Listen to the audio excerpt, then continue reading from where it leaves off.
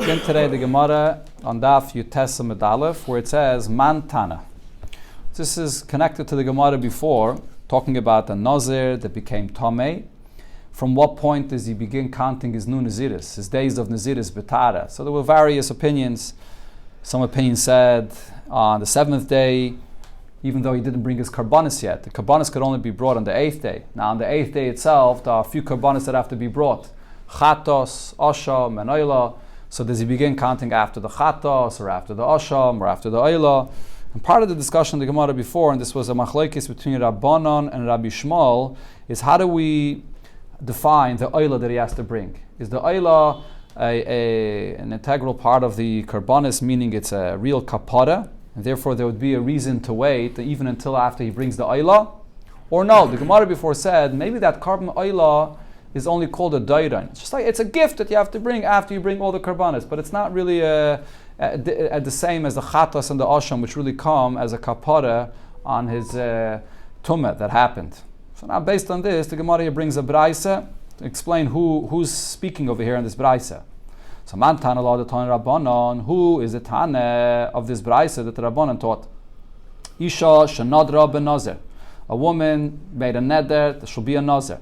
Then v'nitma, she became Tomei. And after she became Tomei, so what happened? And she already dedicated karbanis to be brought for this tumah. Now after all of this, hafala baila, her husband nullifies her neder, and now it turns out that she was never a Nazir. So what happens now? So the Braisa says, Mevia chatas ha'oif. So the chatas ha'oif, the two birds that she brings, that you have to bring when you become Tomei, one is a chatas and one is an oyla. So the chatas ha'oif that she has to bring is a carbon, even though now it turns out that she wasn't a Nazir. But ve'eina mevia oyla sa'oif. But the bird that's being brought as an oyla, that she does not bring. Why does she not bring that? So the Gemara explains, there's two parts here that have to be explained. Why the chatas ha'oif she does bring, and why the oyla ha'oif she does not bring. So Amar Rav Chisda explains Rabbi Shmuel that this is Rabbi Shmuel's opinion. Okay, it's because what does Rabbi Shmuel say? Rabbi Shmuel holds that the oyla ha'oif is considered to be a part of the kapara for this Nazirus. Right? According to the Rabbanon, what's the oyla ha'oif? The oyla ha'oif is just a gift. It's a dairan. It's a gift. So according to the Rabbanon, even after it turns out that she was not a Nazir, she should still be able to bring that oyla ha'oif as a gift. But Rabbi Shmuel, before in the Gemara, held that the oyla ha'oif is not just a gift; it's a real part of the karbanis that she has to bring to sort of as a kapara for the tumah that happened. So over here, if her whole Naziris turns out not to be a Naziris, so she doesn't bring this oyla. That's the point that Rabbi Shmuel said before. So this is Rabbi Shmuel's opinion. But of course, the question right away becomes, but why the chatas ha'oif does she have to bring? It turns out she wasn't a Nazir. The Gemara explains this right here. So now the question is, my kasavar, what does the Tan of this Braisa hold? What ikasavar, if he would hold, now what happened over here? The husband is the one that nullified his wife's neder of being a Nazir. What happens when the husband nullifies this? Ikasavar, if he holds baal mekar okar, that when a husband is nullifying his wife's neder, the husband has the power to uproot his wife's neder retroactively. If you remember, we learned about this in Masechta Nedarim. That's what happens when a chacham uproots a neder. He uproots a l'mafreya. So if this Tana holds that a husband that uproots a wife's neder, it's the same thing. It uproots it retroactively. So it turns out she never was a Nazir. So if so, chatas if namile laisi. She shouldn't have to bring even the carbon chatas ha'oif for becoming Tomei as a Nazir, because now it turns out she never was a Nazir. On the other hand, ikasavar, if the Tana of this Braisa holds Baal Megas guy is that the husband stops, he cuts off the Nazirus right where it is from here going forward, right? He just cuts it, but he doesn't retroactively uproot it. That means she was a Nazir before. If so, oyla ha'oif nami laisi. So she became Tomei when she was a Nazir. She should bring the chatas and the oyla and the ashram as well. The Gemara doesn't bring here the third carbon, but she should bring all the karbanis for becoming Tomei as a Nazir. So the Gemara explains what this Tana here holds. La'olam, really what he holds is kasava baal meka'akar, that the husband has the power to uproot the neder retroactively. This is a big chiddush. I mean, in the Gemara Nedarim, we always learned that the chacham uproots retroactively, and the husband has a power to nullify it from here going forward. But here the Tana of this Braisa says that the husband uproots it retroactively. Okay, now, if so, if it's uprooted, so why does the korban chatos still have to be brought? Rabbi Shmuel savala Rabbi Elazar HaKapar. The reason is because Rabbi Shmuel holds like what Rabbi Elazar HaKapar said when Rabbi Elazar HaKapar explained why b'chlal does a Nazir bring a chatos. A chatos is for an aveda that was done. What's the aveda that he has to bring the chatos for? So Rabbi Elazar explains that Tanya Rabbi Elazar HaKapar b'Rabbi Yomer ma tamad loima v'chipar alav me'ashachot ala nefesh. That he has to atone for the soul, for the aveda of his soul. With what soul did this person sin? Usually that's a term that would be used if a person chas v'shalom kills someone else. Nefesh. What nefesh is involved there? What are we talking about? Ella, the answer is shetzir atzmai menayayin. The chet is his own nefesh. The fact that a nazir brings pain upon himself, that he cannot drink wine, for that he needs a kapara. And Rabbi Elazar HaKapar continues, V'kal v'chaymer. From this we understand even more so regarding a person that accepts upon himself to fast. If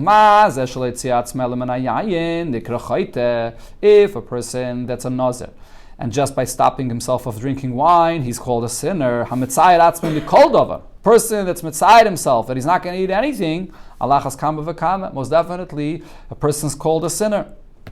Okay, so what do we see here from what Rabbi Elazar HaKapar says? So this woman here that accepted upon herself to be a Nazir, even though the husband now nullified it and uprooted it retroactively, but the very fact that she accepted upon herself this Naziris, and she did stop from drinking wine for that period of time until her husband nullified it, so she has to bring a kapara for that, even though she wasn't actually a Nazir, but she stopped herself from drinking wine for that period of time. So for that, she needs the kapara. The Rishonim add over here another detail to this. The Gemara doesn't spell out. The Gemara says in other places, we had this in the Darim as well, there's a difference between an oila and a chatos. A carbon oila is only brought when a person is obligated bevadai to bring that carbon. Chatos, there are scenarios where you find that a carbon chatos is brought in a situation of a suffix. One example is brought is, or maybe this is the only example, by a yoldis, a woman that gives birth, and it's not clear what she gave birth to, or whether she's chayav to bring a carbon or not, she brings a carbon chatos. If she wouldn't bring a carbon chatos, she wouldn't be able to be metayah herself. So we see that a carbon chatas is brought even in a situation of a suffix. So therefore over here, even though now it turns out that she never was a Nazir, but if the fact is that she was Mitzayah herself, so therefore chatas, which is a kind of carbon that's brought even in a situation of a suffix, she'll have to bring. But the oila, she does not have to bring. Okay, now the Gemara will clarify here, just because it brought up Rabbi Elazar HaKapar, so it clarifies over here the pshat and what Rabbi Elazar HaKapar said.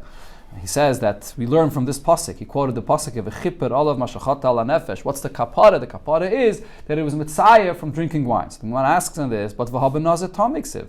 That pasuk is actually speaking about a nazir if he becomes tamei, and now he has to bring a chatos. That the chatos is seemingly connected to the tumah, not just the very fact that he was a nazir and he stopped himself from drinking wine.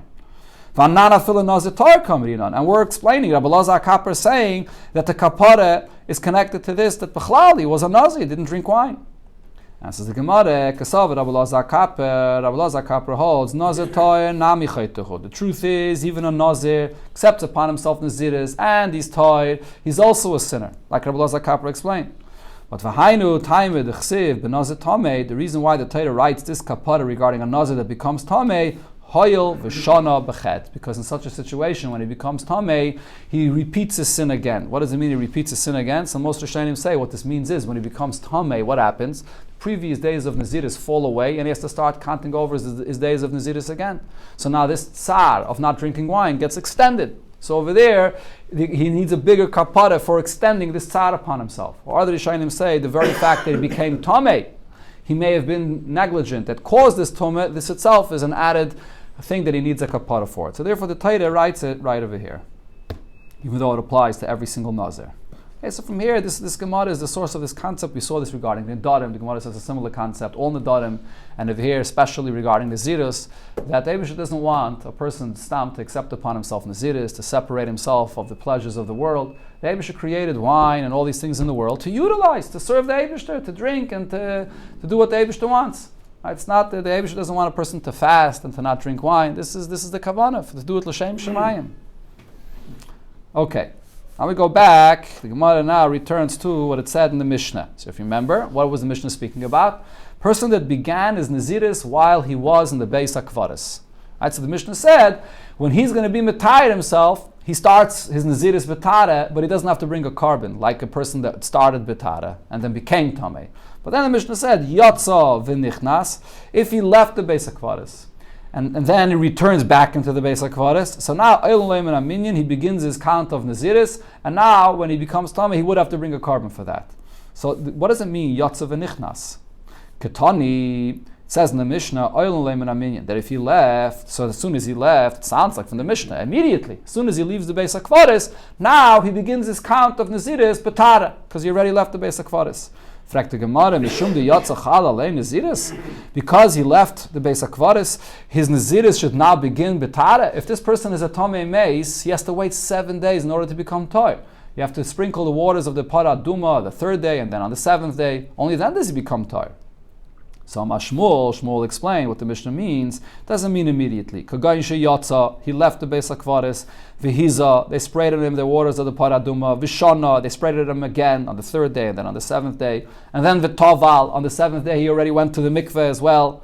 Right, so he's already tired. That's what it means. So so that's when it says in the Mishnah the words yatza v'nichnas. Yatza means on the 7th day, after 7 days. Then he went back in. And now the Gemara has another question from the Lashon of the Mishnah. What does it say? Ela nichnas. It sounds like from the Mishnah he left. He returned back into the Beis HaKvaris.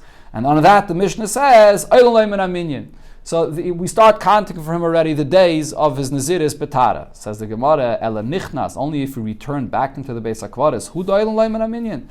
That's when he begins counting his days betara. But loy nichnas, if he did not re-enter into the Beis HaKvaris, ein minyan. He doesn't. This day is not the beginning of his count of Naziris betara. That doesn't make any sense. I mean, of course, even if he did not enter back in, now he became tired. Now he starts counting his days of Naziris betara. So the Gemara explains, no, you can't be medayik this way. Loy mibaye kama. That's needless to say. Needless to say, as the Gemara explains, loy mibaye. Needless to say that yatsa, if he left from the Beis HaKvaris and he was metired himself and he never went back in, so obviously he begins counting his days betara. Elafila nichnas, even if he re-enters into the Beis HaKvaris, but today he starts counting the days of his Naziris betara, and therefore he's going to have to bring a carbon if he goes back into the Beis HaKvaris because he was already tired and he was metame himself. So now for this tummy he's going to have to bring a carbon for that. That's the pshat in the Mishnah here. Now, so this was the hezber that Shmuel explained in the words of the Mishnah. The Mishnah is written very bekitzer, Yotzav and Nichnas. So he explained them that it means on the 7th day and so on, as we just learned. Now, on this, the Gemara concludes, Amr lei Rav Kahana v'Ravasi l'Rav. Rav Kahana and Ravasi both said to Rav, "My timer le'mefarshis lan kalein mili." Why haven't you explained us this Mishnah the way Shmuel explained it to us with this beautiful explanation there?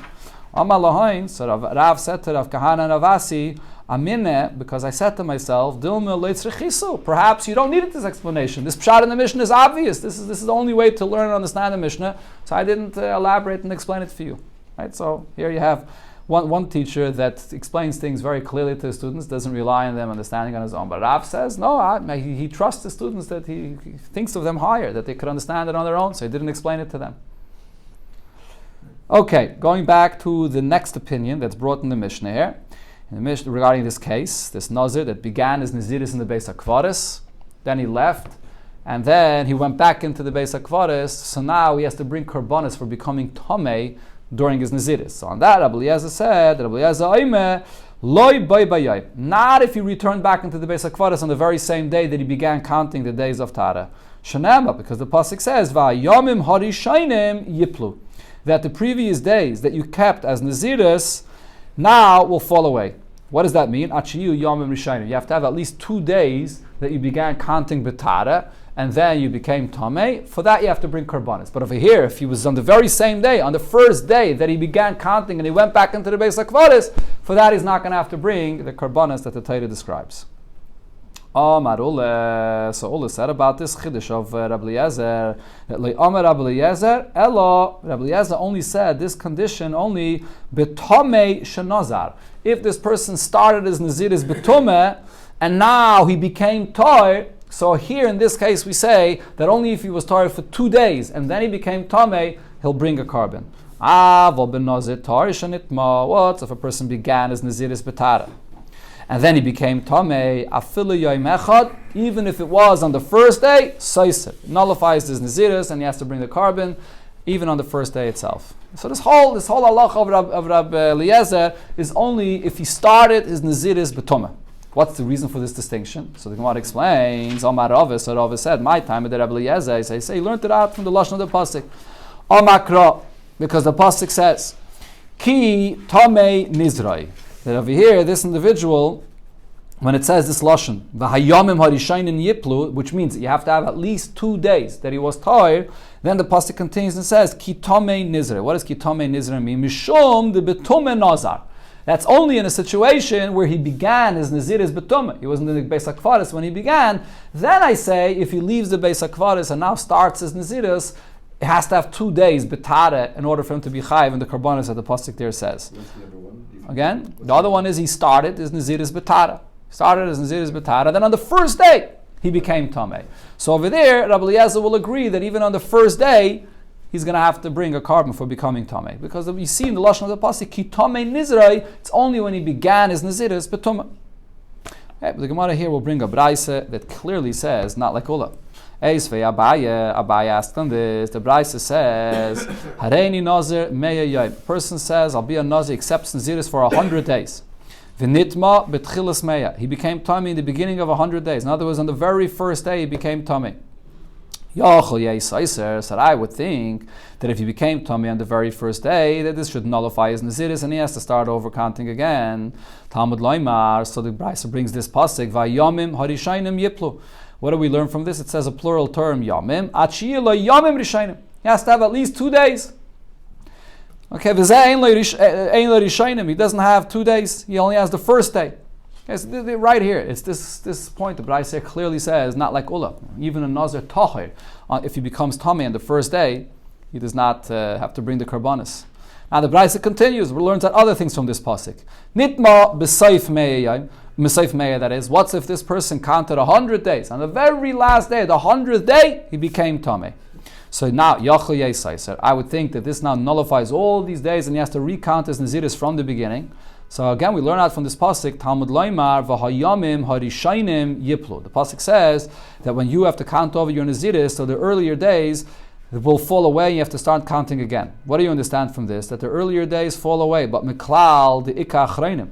But what you see from here is that there were still remaining days at the end. That there has to be at least 2 days remaining at the end for this to apply, that the Yomim Rishayim fall away. There were the Yomim Rishayim that fall away, and there were still 2 days remaining at the end, which are not falling away, which he did not keep yet.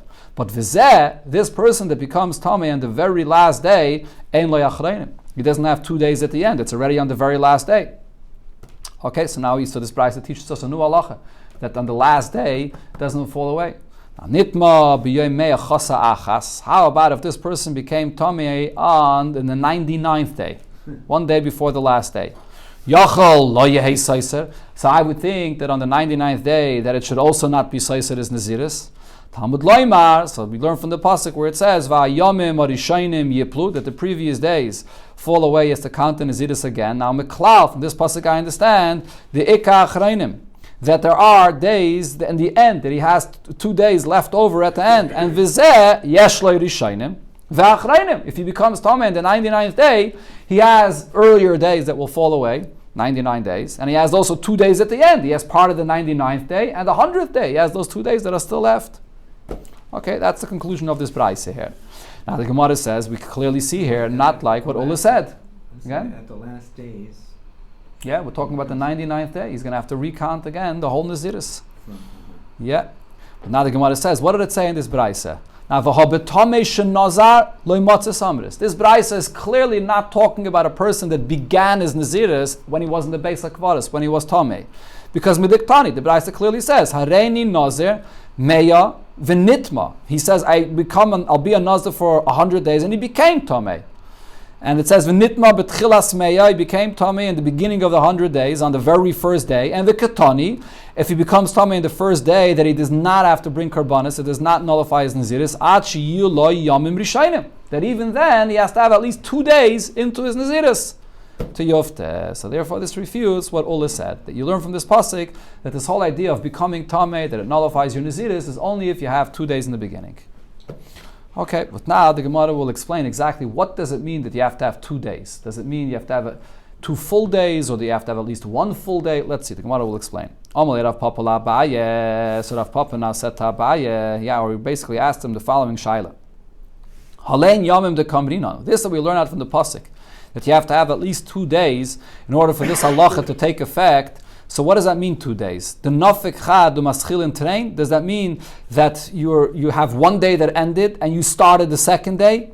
Which means you never really have 2 full days. You have part of the first day. Let's say this person was matired himself in the middle of that day. So now you have part of the first day and then part of the second day. And then in the middle of the second day, he became Tomei.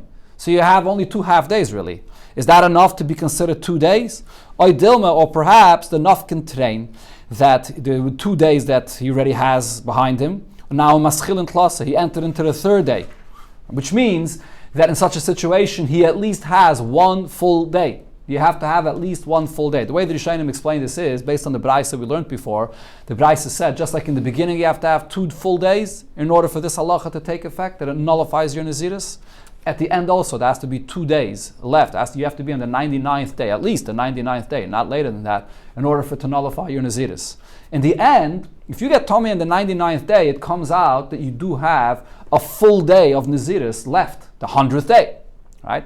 Even though we learned before in the Gemara, there's a concept called Mikzas Hayom Kekule for the 100th day, but Lichatchil, you're supposed to keep the entire 100th day. So you still have a full day. So the question is, maybe we should say, just like at the end, Yomim means that there's a full day there, so too in the beginning, there has to be a full day there. So it's not enough to have part of the first day and part of the second day. There has to be, you enter into the 3rd day, so like this, you have at least 1 day, which is a full day. Lahave biyodeh. So Abaye did not have the answer to this question. So also, Shaila li Rava. He came and asked Rava this Shaila. Amalei, so Rava said, Yiplu ksiv. The Torah says that the previous days, Yiplu, will fall away. What does this term Yiplu mean? Yiplu means that even though, yes, the Torah says it has to be plural, 2 days, but Yiplu means no matter what they are, even part of 2 days. It doesn't have to be 2 full days. Yiplu, whatever it is, it falls away. So the term Yiplu shows it does not have to be 2 full days. Now the Gemara explains, Ve'itzrech lemichtav yamim, ve'itzrech lemichtav yiplu. We have these 2 expressions when the Torah says that he has to start counting the Naziris again. The Torah used this expression of yamim, plural on one hand. On the other hand, it says the term yiplu, which sort of limits it. So what do these 2 things teach us? If the Torah would just say the term yamim, that you have to have 2 days that you kept your Naziris, and it would not use this term yiplu, havamina, I would say, like the svara that Rav Papa had, ad the nafkin train va'island klasa, that this is only after you had 2 days and you enter into the 3rd day, because only then do you have 1 full day. So therefore, kasav rachmana yiplu. So the Torah writes yiplu, which indicates that even if you have part of 2 days that you began keeping your Naziris, they fall away. If it would only use the term Yiplu, v'loy kasav yamim, and it would not use the plural term of yamim, so then, havamina filachat, I would think even 1 day. Even if you began counting 1 day, Yiplu refers even to 1 day.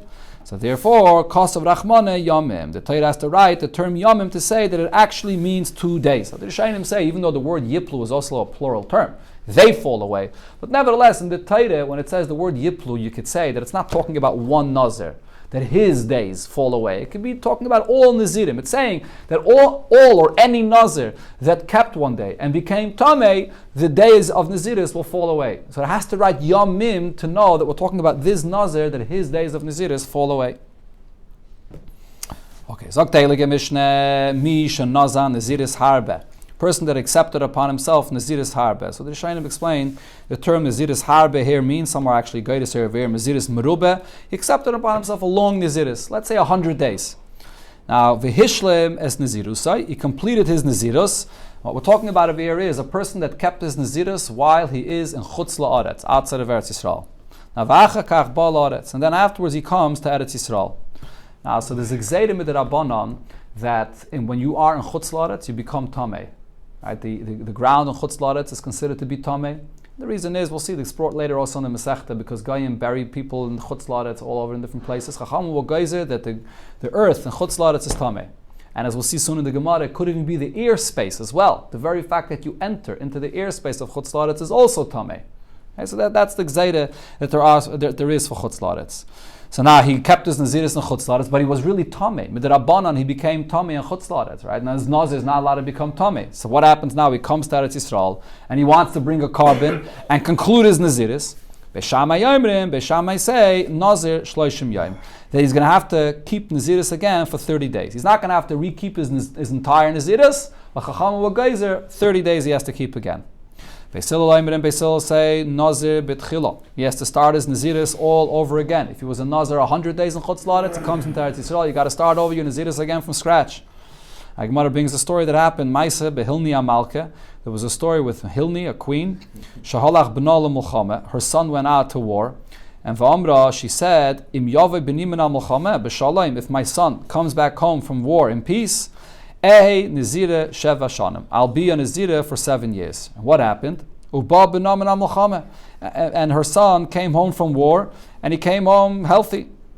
She was living in Chutz La'aretz, and she kept her Naziris for 7 years. Also at the end of the 7 years, she came up to Eretz Yisrael, and Beis Hillel told her, the paskin for her, that now that she came to Eretz Yisrael, she left the place of Chutz La'aretz where there's Tumim and the Rabbanan. She comes to Eretz Yisrael, you got to keep another 7 years. What happened though? But all the way at the end of the 7 years, Nitmas, she became Tameh. Nimtzes, now she had to keep the 7 years again, another 7 years. Nimtzes, Nazire, Esrim, Va'achas Shana. Turned out that she had to keep her Naziris for 21 years. And that's the story, the way the Gemara, the Mishnah records it. But then the Mishnah says, another opinion, Rabbi Yehuda says, Lo hoisa Nazira ela arbes rishana. That the story did not happen so. She was only a Nazira for 14 years. She didn't become Tameh, I guess. So the Gemara will explain. We'll see. The Gemara will explain what happened over here. Akapanim. So we have over here, Machlokes, Beishamai and Beis Hillel. What happens when you come to Eretz Yisrael?